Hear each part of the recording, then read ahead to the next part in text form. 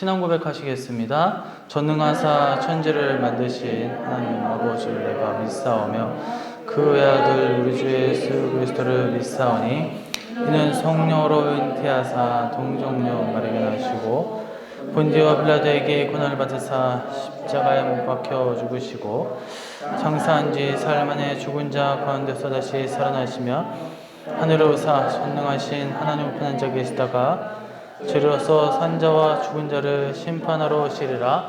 성령을 믿사오며 거룩한 공예와 성도가 서로교통하는 것과 죄를 살려주시는 것과 몸이 다히 사는 것과 영원히 사는 것을 믿사옵나이다. 아멘. 네, 하나님의 말씀 보도록 하겠습니다. 출애굽기 3장 15절에서 18절 말씀입니다. 하나님이 또 모세에게 이르시되 너는 이스라엘 자손에게 이같이 이르기를 너희 조상의 하나님 여호와 곧 아브라함의 하나님 이삭의 하나님 야곱의 하나님께서 나를 너희에게 보내셨다 하라. 이는 나의 영원한 이름이요 대대로 기억할 나의 칭언이라.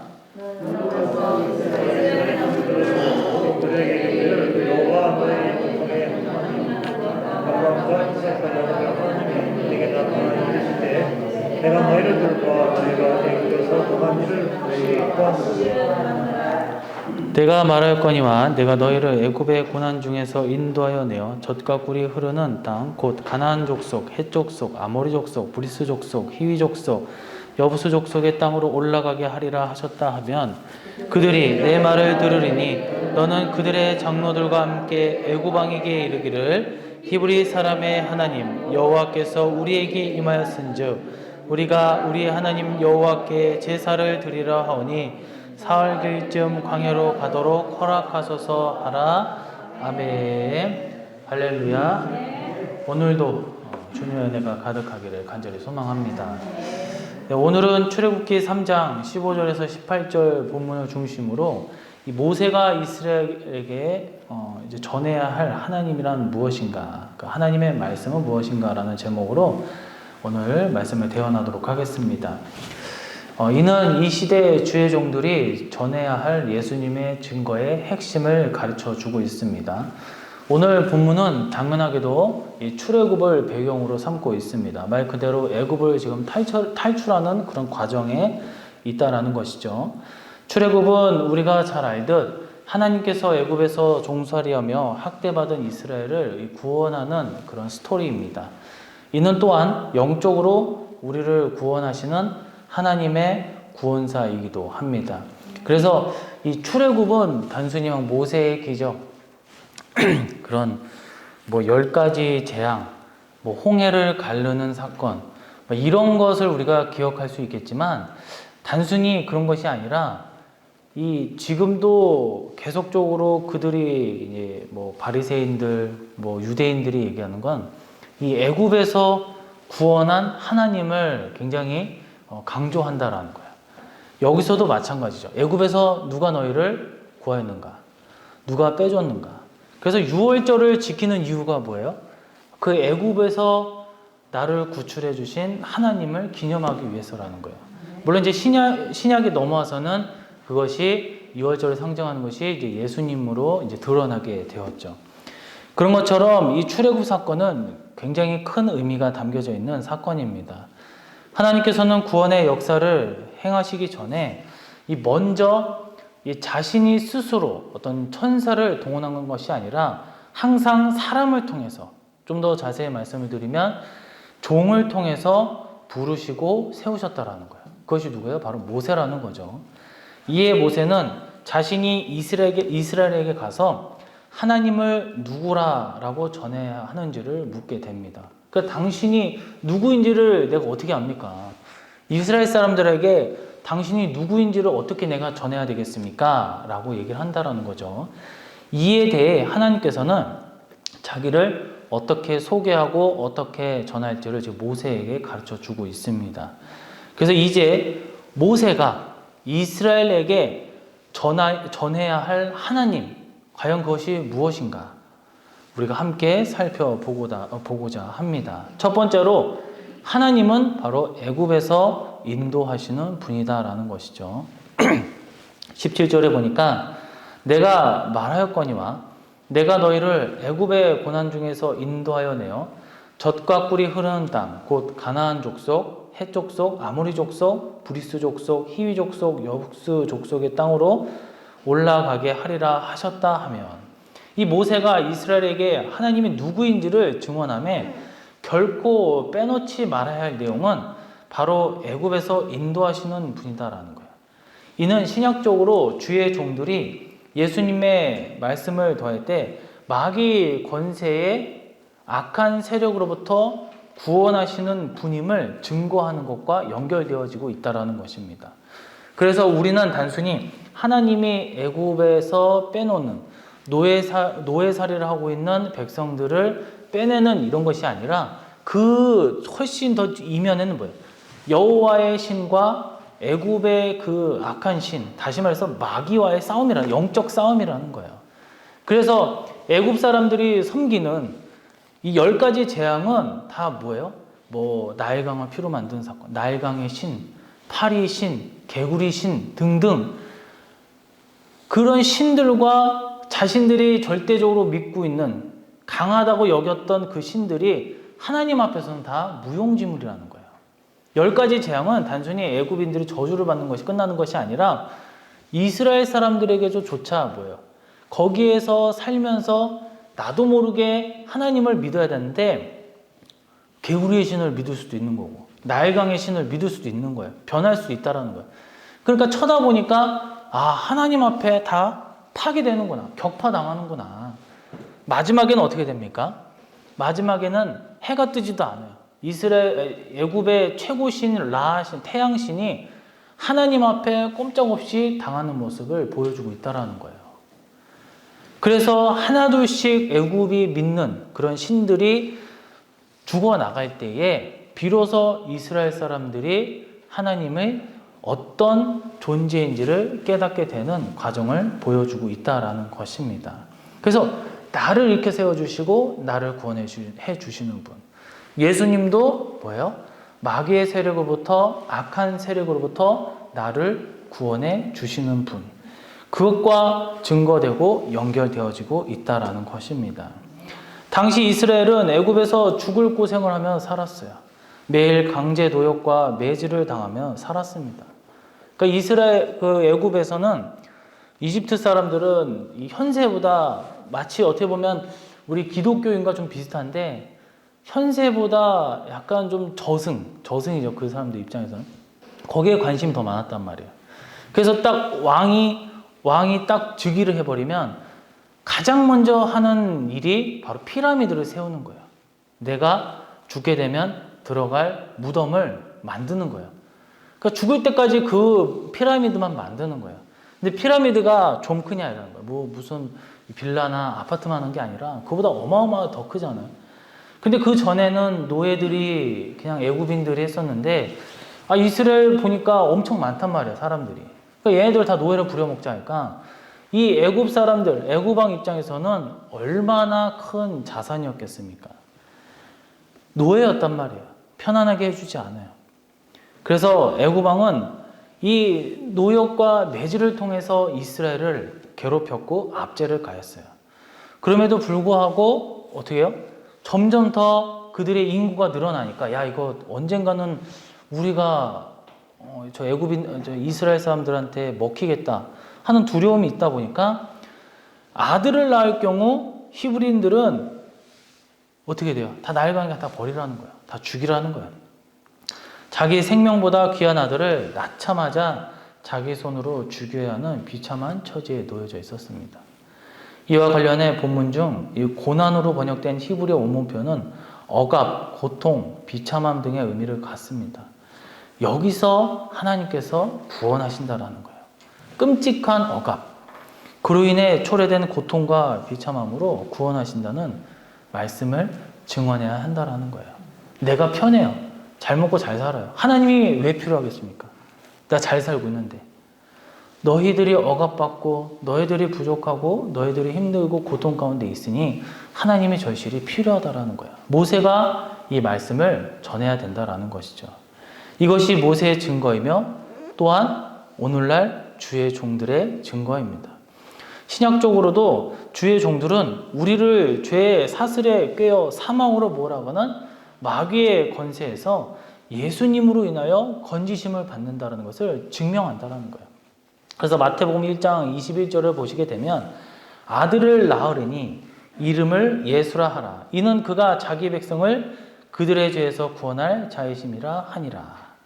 그러니까 예수님의 이름의 뜻에 대해 죄에서 자기 백성을 구원하시는 분이라는 거예요. 건지시는 분이라는 거예요. 모세도 마찬가지였어요. 애굽으로부터 건지는 주의 종이었다라는 거예요. 하나님도 마찬가지였다는 거죠. 애굽의 비참한 고통 속에서 마침내 하나님께서 구원하신다라는 거예요. 마침내 예수님께서 죄로부터 자유롭게 구원하신다라는 거예요. 같은 말이다라는 것이죠. 이에 더해서 예수님의 공생의 시작대의 모습에 대해서는 성경이 증언하는 바 마태복음 4장 16절을 보면 흑암에 앉은 백성이 큰 빛으로 보았고 사망의 땅과 그늘에 앉은 자들에게 빛이 비추었도다 하였느니라. 흑암, 마귀의 권세, 그 아래에 앉은 자들에게 주님은 큰 빛으로 비춰주신다라는 거예요. 그로 인해 이루어진 일들을 보면 보세요. 귀신 들린 자, 병든 자, 모든 사람들이 회복되는 사건들이 있었어요. 또한 마태복음 4장 24절에 보면 그의 소문이 온 수리아에 퍼진지라. 사람들이 모든 앓는 자, 곧 각종 병에 걸려서 고통당하는 자, 귀신 들리는 자, 간질하는 자, 중풍병자들을 데려오니 그들을 고치시더라. 물론 성경은 함축적인 이 사건을 다루고 있기 때문에 대부분 사람들이 이제 학자들이 얘기를 하죠. 더 많은 사람들을 고치셨고 더 많은 자들을 귀신을 쫓은 사건들이 많았을 거라는 거예요. 근데 그런 것을 다 기록하게 되면 이 성경 66권으로 다 끝나지 않았겠죠. 이처럼 육적으로도 그들을 살아나게 만들었다라는 거예요. 그러나 영적으로도 마귀의 권세에서 예수님께서 구원하시는 역사를 이루셨다라는 것을 보여줍니다. 모세가 이스라엘에게 애굽의 고통에서 구원하시는 하나님을 전해하듯이, 그러니까 이스라엘 민족은 모세와 같은 그런 지도자를 원한다라는 거예요. 하지만 모세 자체는 엄밀히 말하면 보잘것없는 그냥 연약한 사람이에요. 그를 사용하시는 하나님을 볼 줄 알아야 된다는 것입니다. 12사도들 연약한 종들이에요. 물론 바울을 여러 마태, 마가 이런 사람들을 제외하고 베드로 같은 사람도 어부 출신이에요. 학벌이 그렇게 뛰어난 사람은 아니었어요. 그럼에도 불구하고 그가 어마어마한 지혜와 어마어마한 능력을 가질 수 있던 것은 그가 뛰어나서 그런 것이 아니라 그 뒤에 예수님이 계셨기 때문입니다. 바울을 보세요. 천재였어요. 배경을 보세요. 모든 것을 다 갖고 있는 사람이었어요. 그러나 예수님의 사역을 할 때는 그것이 다 필요 없다라는 거예요. 모세도 보세요. 그때 당시 최강국의 제국의 왕자였습니다. 그러나 하나님은 그 왕자가 필요 없다라는 거예요. 무려 40년 동안 광야에서 헤맸어요. 40살 때 뛰쳐나가서 5년, 10년 동안 훈련받기 위해서 50살 때 다시 애굽으로 가서 저들을 구원해요. 그게 아니에요. 할아버지가 됐어요. 80세에 40년 동안 훈련을 시키고 비로소 사용하셨다라는 거야. 애굽에 갖고 있었던 그 습관, 양식, 그리고 어떤 학술 이런 것들을 다 내려놓는 거야. 다 필요 없다 이거야. 오로지 하나님 방법으로. 모세가 이스라엘에게 뛰어냈던 것은 하나님 때문에 그렇게 할 수 있었다는 것입니다. 모세가 뛰어난 것이 아니에요. 그래서 저는 오늘도 죄로부터 구원하시는 그 무엇도 비교할 수 없는 예수님의 말씀을 여러분한테 전하는 것입니다. 제가 똑똑하면 얼마나 똑똑하겠습니까? 얼마나 잘나면 잘났겠습니까? 그러니까 제 말을 하는 것이 아니라 하나님의 말씀을, 예수님의 말씀만 전파하는 것입니다. 지금 전국적으로 지금 돌아다니시면서 전도하시는 목사님도 자신의 말을 하는 것이 아니에요. 성경 말씀을 얘기하시면서 복음을 전파하는 거예요. 예수님의 말씀을 전파하는 거예요. 회개하라 이거예요. 지옥까지 못하게 천국 갈 수 있게 복음을 전파하는 거예요. 요즘 가스라이팅이라는 말이 있어요. 뭐 들어보셨는지 모르겠지만 이 가스라이팅이라는 것은 다른 사람을 조종하고 자기 원하는 대로 이용하는 것이라고 보시면 됩니다. 되게 이 삐뚤어진 심성을 가진 자들이 힘으로, 인기로, 권력으로, 돈으로 다른 이들을 조종하려 하고 그로 인해 약한 자들이 조종당하는 것을 뜻한다고 합니다. 사람이 사람을 이용하는 것, 사람이 다른 악한 자들에게 자기 자유를 자신도 모르게 갈취당하는 것은 큰 비극입니다. 근데 오늘날 이 시대 속에서는 그것이 만연하다라는 거예요. 그런데 이러한 일에 진짜 뛰어난 자가 있는데 바로 마귀라는 거예요. 마귀는 탐욕과 음욕과 세상 즐거움으로 사람들을 조종하고 계속적으로 범죄를 일으키게 만듭니다. 그래서 결국 자기 밥이 되게 하고 최후에는 지옥불에 떨어지게 합니다. 요즘에 보세요. 뉴스만 보면 인터넷 뉴스나 또 유튜브나 또 TV 뉴스를 보면 정말 이 나라가 이게 무슨 일인가 싶을 정도, 세상도 그렇고 우리나라만 봐도 속 터지는 일들이 너무나 많아요. 정치권도 그렇고 경제도 그렇고 일반 일상생활도 그렇고 특히 그 횡단보도를 지나갈 때 뭐 아이들이 죽고 그 누구는 그러잖아요. 뭐 법이 뭐 어쩌고 저쩌고 하면서 뭐 그 정은희 사건도 그렇고 뭐 사람들이 사형을 시켜야 된다.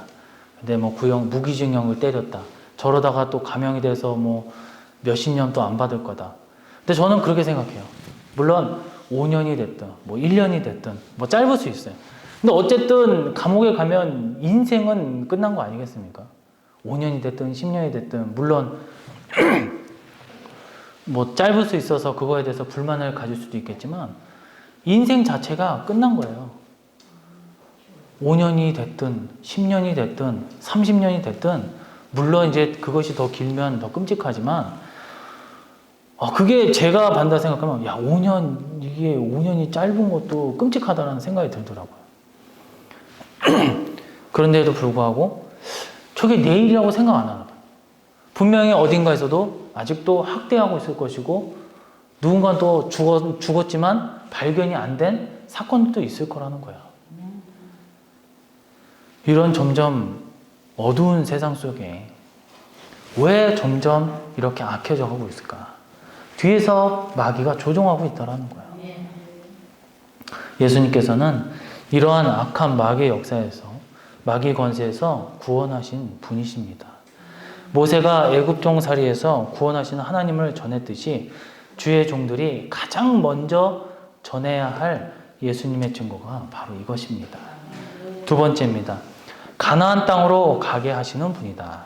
17절을 보니까 내가 말하였거니와 내가 너희를 애굽의 고난 중에서 인도하여 내어 젖과 꿀이 흐르는 땅 곧 가나안 족속, 헷 족속, 아모리 족속, 브리스 족속, 히위 족속, 여부스 족속의 땅으로 올라가게 하리라 하셨다 하면 모세가 이스라엘에게 전해야 할 하나님의 증거는 주의 종에 전해야 할 예수님의 증거 내용과 같다 했습니다. 첫 번째로 뭐예요? 애굽에서 인도하시는 분, 구원하시는 분이에요.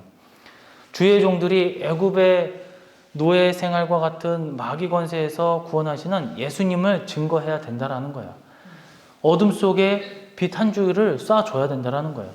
두 번째는 모세는 하나님께서 이스라엘로 하여금 젖과 꿀이 흐르는 가나안 땅으로 가게 하시는 분이 누구인지를 증언해야 된다라는 거예요. 가나안 땅 가라. 누가? 하나님이 가라고 하셨다라는 거예요. 천국에 가라. 누가? 예수님이 가라 하셨다라는 것입니다. 이걸 증언해야 된다라는 거예요. 이게 가장 본질적인 것이고 가장 기본적인 것입니다. 모세의 증거는 하나님께서 애굽 종살이에서 건지신 분임을 증거한 것으로 끝나지 않습니다. 그는 더 나아가 하나님께서 애굽 종살이에서 건져 어디로 이끄시는지까지 전해야 했다라는 거예요. 바로 젖과 꿀이 흐르는 땅 가나안 땅으로 인도하신다라는 거예요. 여기서 인도하여란 표현에 주목해야 되는데 이는 올리다, 실어 나르다, 사다리로 오르다 등을 의미하는데 이 표현의 의미 자체에서는 하나님께서 본래 오를 수 없는 자리에 이스라엘을 올리시고 실어 나르시고 사다리와 같은 것을 만들어 주셔서라도 올린다라는 거야. 이스라엘 백성들을 끌어올린다라는 거야. 사실 그렇습니다. 이스라엘은 그들 스스로 애굽에서 나올 수가 없었어요. 노예였잖아요. 가나안 땅이 어딘지도 몰랐을 것이고 가나안 땅을 쳐다보지도 않았을 것이고 가나안 땅을 넘볼 수도 없었다는, 이는 누릴 수 없었다라는 거예요. 하지만 하나님께서 그들을 친히 올리셨고 인도하셨고 실어 나르며 사다리라도 돼서라도 올라오게 해 주셨다라는 거예요. 이는 곧 누구예요? 예수님이 우리를 어떻게 천국에 이르게 하시는지를 암시하고 있다라는 거예요. 주님은 우리를 구원해 주시고 우리의 중보자가 되사 하나님께로 천국에 이르게 하셨다라는 거예요. 이게 무슨 말이에요? 천국에 우리가 구원을 받았다는 건 전적인 하나님의 은혜라는 거예요. 우리가 뛰어나서 그런 것이 아니에요. 돈이 많아서, 우리가 어떤 머리가 똑똑해서 그것을 우리가 하는 것이 아니다라는 거예요. 하나님의 전적인 은혜요, 하나님의 견인이라고 하죠. 견인, 하나님의 견인. 우리가 할 수 없어요. 천국에 어떻게 가지? 물론 누구나 다 마음속에는 하나님을 믿을 수 있는 그 씨앗을 심어주셨어요. 그런데 이제 스스로 찾기란 참 쉽지가 않죠. 내가 어떻게 구원을 받을 수 있을까? 내가 어떻게 하면 내 인생이 이대로 끝나면 그 다음에 나는 어떻게 되는 것일까? 사람들은 궁금해할 거라는 거예요. 하지만 세상에 이리 치고 저리 치고 바삐 살다 보면 생각해 보세요. 우리가 내일 당장 죽을 줄 누가 그걸 예상하고 있겠습니까? 당연히 내일은 오는 것이고 내일 당연히 나는 눈을 뜨는 것이고 내일 나는 당연히 밥을 먹고 사는 거예요. 근데 오늘날 뉴스를 보면 너무나 안타까운 거예요. 애 엄마가 애를 이렇게 대고 신호등을 건너는데 유치원인가 어린이집을 데려다 주러 간 것 같은데 커브를 급하게 틀어가지고 그냥 사람을 치워버리더라고. 그냥 죽었어요. 자기가 그렇게 치워서 죽을 줄 누가 알았겠냐라는 거예요. 인생은 한 치 앞을 내다볼 수 없어요. 장담할 수 없고 그것이 보장되지 않았다라는 거예요. 우리는 언제 죽어도 이상할 게 없습니다. 그 많은 재산, 유명한 그 목사님의 그 아내분이 있어요. 막 총장까지도 하시고 돈이 어마어마하게 많습니다. 막 뉴스에 나오고 그랬어요. 막 미국에다 학교 설립했다가 해가지고 막 끌어왔는데 다 자기 사유로 만들어버리고 해가지고 딱 그분이 돌아가셨어요. 돌아가셨는데 사람들이 다 그런 거예요. 저 사람은 과연 천국 갔냐? 저 사람 과연 구원받았을까? 다 사람들이 다 그렇게 얘기를 하고 있어요. 너무 이제 돈을 많이 밝히니까. 궁금한 거예요. 저 많은 돈, 수십억, 수백억을 과연 죽으면, 그러니까 그렇게 쌓아놨어요. 그러면 그거를 가져가려고 그렇게 쌓아뒀을까? 저는 그렇게 생각해요. 나는 내일 죽을 생각이 없다라는 거야. 언제까지는 계속적으로 살 거라는 그 생각에 사로잡혀 있지 않았을까 생각되어집니다. 우리는 알아야 됩니다. 내가 천국에 갈 수 있는 것은 내가 뛰어나서 그런 것이 아니에요. 언제든지 나는 지옥에 갈 수 있는 인생이었어요. 그러나 주님께서 나에게 다가오셨고 내가 문을 열었을 때 주님께서 들어오셔서 내가 성령님의 인도하심으로 내가 고백하게 되었고 그 구원에 이르게 되었다라는 것입니다. 이거 얼마나 감사한 일이겠습니까? 그렇게 전파를 해도 에라 너나 믿어라. 안 믿는 사람도 있다라는 거예요. 예수님은 공생의 기간 중에 늘 한 가지 계열의 말씀을 뚜렷하게 주셨습니다. 바로 십자가와 그리고 부활이에요. 그리고 하나님의 나라의 일을 말씀하셨습니다. 핵심은 십자가 부활을 통해 천국, 하나님 나라로 인도하시는 것입니다. 사도들은 이러한 예수님의 모습을 증언했습니다. 사도행전 1장 3절의 말씀을 보면 그가 고난 받으신 후에 또한 그들에게 확실한 많은 증거로 친히 살아계심을 나타내사 40일 동안 그들에게 보이시며 하나님의 나라의 일을 말씀하시느니라. 그리고 그들 역시도 예수님이 말씀하신 증거를 그대로 전했습니다. 사도행전 3장 19절을 보면 그러므로 너희가 회개하고 돌이켜 너희 죄 없이 함을 받으라. 이같이 하면 새롭게 되는 날이 주 앞으로부터 이를 것이요. 그리고 사도행전 28장 31절에 보면 하나님의 나라를 전파하며 주 예수 그리스도에 관한 모든 것을 담대하게 거침없이 가르치더라. 이게 핵심이라는 거예요. 예수님을 가르치는 것. 천국으로 갈 수 있는 방법을 알려주는 것. 그것이 주의 종의 역할이고 여러분들이 다른 이들에게 복음을 전파해야 되는 사명인 줄로 믿습니다. 궁극적으로 하나님의 나라, 영적으로 가나안 땅, 우리가 그곳에 가야 된다라는 거예요. 다른 건 필요 없어요.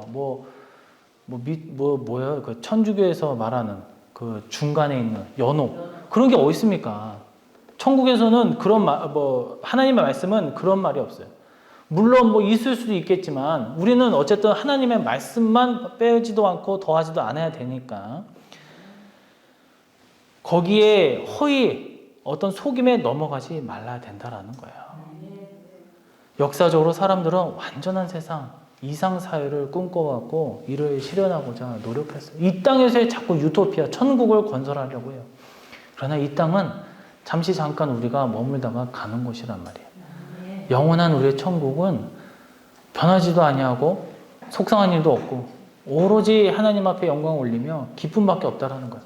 거기에 본질적인 것에 우리가 거기에 눈을 돌려야지 잠깐 있는 곳에 우리가 어떻게 해서든 막 거기에 욕심을 부리고 내가 뭔가를 하려고 하고 악을 막 하면서까지 착취해서는 안 된다라는 거예요. 사람들은 보세요. 사회주의를 주장한 마르크스를 보면 그는 모든 소유를 딱 봤을 때 욕심 많은 사람이 다 차지하니까 다른 이들이 가난한 자들이 막 힘들어한다는 거예요. 그러니까 모든 소유와 모든 소득이 균등히 분배되는 이 완전한 평등 사회를 사회주의 국가라고 하면서 이 땅의 유토피아라는 거예요. 그럼 많은 사람들이 거기에 들어갔잖아요. 그러니까 그때 당시 사회주의가 나니까 러시아 제국이죠. 무너진단 말이에요. 왕국이 무너진다. 야, 니네만 잘 먹고 잘 사냐. 야, 우리도 잘 먹고 잘 사자. 이 땅을 평등하게 이루어 나가자. 얼마나 멋있는 이 주의가 사회주의입니까? 높고 낮음이 없어요. 누구나 다 평등한 거라는 거야. 그러나 그게 과연 이 인간 세상에서 펼쳐질 수 있는 완전한 주의겠습니까? 그렇지 않다라는 거야. 결국에는 거기에 부정부패가 있는 것이고 수많은 2천만 명인가? 레닌과 그리고 누구죠? 스탈린, 특히 스탈린이죠. 자기 정적들은 다 숙청해버렸잖아요. 수많은 사람이 다 죽었어요. 중국의 공산주의, 모태통도 수많은 사람들을 다 죽였다라는 거예요. 사회주의가 되면 다 그냥 피바람이에요, 피바람. 왜요? 평등하게 만들어 놓는다고 그렇게 말은 해놓고 자기의 기득권을 위해서, 자기의 위치를 더욱더 높이고 견고하게 하기 위해서. 그러나 천국은 그렇지 않다라는 거예요. 왜 그렇게 예수님께서 열심히 전파했을까? 왜 주의 제자들은 그렇게 목숨을 버릴 서면까지 다른 이들에게 복음을 전파하였을까? 그것은 우리 최고의 소망이요. 그리고 최후에 우리가 가야 할 곳이기 때문입니다. 이것은 반드시 가야 할 곳입니다. 주의 종들은 모세가 이스라엘에게 가나안 땅에 가게 하시는 하나님을 전했듯 천국 구원받게 하시는 분, 곧 그분이야말로 예수님이라는 것을 반드시 전하여 했습니다. 세 번째입니다. 아브라함, 이삭, 야곱의 하나님이다. 15절을 보니까 하나님이 또 모세에게 이르시되 너는 이스라엘 자손에게 이같이 이르기를 너희 조상 하나님 여호와 곧 아브라함의 하나님, 이삭의 하나님, 야곱의 하나님께서 나를 너희에게 보내셨다 하라. 이는 나의 영원한 이름이요 대대로 기억할 나의 칭혼이라. 첫 번째는 뭐라 했어요? 애굽에서 인도하시는 분. 두 번째는 하나님께서 이스라엘로 하여금 가나안 땅으로 가게 하시는 분. 이것은 예수님 천국으로 인도하시는 분이라는 거예요. 세 번째는 모세가 하나님을 가리켜 아브라함의 하나님, 이삭의 하나님, 야곱의 하나님을 전하라는 거야. 이는 주의 종들이 예수님을 전하며 성도와 언약을 반드시 지키시는 분임을 명시하라는 거야. 증언하라는 거야. 아무리 모세가 애굽에서 구원하시고 최후의 가나안 땅까지 인도하시는 하나님을 전했다 해도 이 일이 실제 이루어지지 않는다면 하나님은 뭐예요? 거짓말쟁이가 된다는 거예요. 하지만 하나님은 신실하신 변함이 없어요. 그래서 그 하신 말씀을 다 이루신다라는 거예요. 확실히 온전히 이루신다라는 거예요. 여기서 여호와란 히브리어 원문표는 발음만 다르지 같다라는 거예요. 특별히 성경에서 하나님을 지칭하는 여러 신명들이 있는데 엘로힘, 그리고 여호와 삼마, 여호와 이레, 엘엘, 로헤, 이스라엘 등등 이런 여러 가지 명칭들이 있다라는 거예요. 그러나 다 다른 것 같지만 그 맥락을 따라 사용되어 매우 중요한 의미를 전달하는데 여호와의 경우 뭐예요? 영원하신 분, 변하지 않아요. 처음과 끝 동일하다라는 거예요. 자존하시는 분, 스스로 계신다는 거예요. 언약주 반드시 지키신다라는 거예요. 우리 사람들은 뭐예요? 다음에 하자. 언제요? 언제 한다라는 거예요. 그런 게 없어요. 다음에 한번 밥 먹자. 그리고 잊어버릴 때가 있어요. 연락 한번 할게. 연락 안 해요. 뭐 할게? 안 해요. 미루기도 하고 약속을 자주 깬단 말이에요. 그러나 하나님은 영원하시기에 스스로 존재하시기에 무엇에도 의지하지 않고 그 하신 말씀을 다 이루십니다. 이것이 바로 신실하시다라는 거예요. 모세는 바로 이러한 하나님을 전하야 했습니다. 주의 종들의 예수님의 증거도 마찬가지입니다. 약속을 지키시는 예수님을 전해야 합니다. 그 하신 모든 말씀 그대로 이루심을 확신하고 또 증거해야 할 줄로 믿습니다. 성경은 곳곳에서 하나님의 신실하심, 약속을 반드시 지키심을 강조하는데 주의 종들이 한결같이 증언합니다. 고린도후서 1장 18절에 보니까 하나님은 미쁘시니라. 우리가 너희에게 한 말은 예하고 아니라 함이 없노라. 그러니까 뭐예요? 미쁘다, 의지할 만하다 이거예요. 그러니까 부모보다 더 의지할 만하다 이거야. 그리고 데살로니가전서 5장 24절에 보면 너희를 부르시는 이는 미쁘시니 그가 또한 이루시리라. 그러니까 의지할 만하고 모든 것을 이루시는 분은 하나님이 이루신다라는 거예요. 또한 히브리서 10장 23절에 보면 또 약속하신 이는 미쁘시니 우리가 믿는 도리의 소망을 움직이지 말며 굳게 잡고. 사람의 마음은 바뀔 수 있어요. 그러나 예수님도 그렇고 하나님도 그렇고 변하지 않으신다는 거예요. 우리가 다만 언제 그것을 주실지 몰라요. 그러나 최적으로 가장 필요할 때 하나님은 우리에게 우리가 기도한 것들, 하나님 주신다는 것들 반드시 주신다라는 것입니다. 다만 하나님께서 허락하지도 않았는데 그걸 달라고 했는데 안 주셔가지고 시험에 드는 것은 문제가 있다라는 거예요. 미쁘신 분, 믿을 수 있고 확신할 수 있는 분이 바로 우리 하나님이십니다. 하나님은 언약을 지키시는 미쁘신, 의지할 만한, 믿을 만한 대상입니다. 그래서 예 하고 알았다 하고 아니다 이런 것이 없다라는 거예요. 맞다 그러면 2000년이 지나도 맞는 거고 2000년 전에 아니다 그러면 지금도 아니다 이거예요. 미쁘신 하나님은 모든 약속을 다 이루십니다. 모세는 이를 전해야 했습니다. 성도들을 구원하신다고 그 하신 대로 성도의 언약을 지키시는 하나님을 전해야 했습니다. 사랑하는 성도 여러분, 성경은 구속사입니다. 그리고 그 구속사는 하나님께서 주도하심으로 온전히 다 이루셨습니다. 성경 역사만 그렇습니까? 성경 안에서만 약속이 이루어졌나요? 아니라는 거예요. 교회사에서도 하나님의 말씀은 그대로 다 이루어졌다라는 거예요. 그래서 우리는 하나님을 오늘도 신뢰합니다. 그리고 영원토록 신뢰해야 합니다. 우리 예수님만 굳게 의지해야 됩니다. 심지어 자기 피, 자기 살을 내어주시고 자기 목숨까지도 바쳐서 말씀의 1.1회이라도 이루시는 분이 바로 예수님입니다. 그래서 저는 오늘도 여러분께 이 하나님의 말씀, 예수님의 말씀을 전하는 것입니다. 약속을 온전히 이루시는 예수님, 구원의 약속, 돌보심의 약속, 천국을 인도하시는 예수님, 이 모든 것을 제가 전파할 때 그것을 받아들이시고 믿으시고 다른 이들에게도 여러분들도 전파하시는 저와 여러분 되시기를 간절히 소망합니다.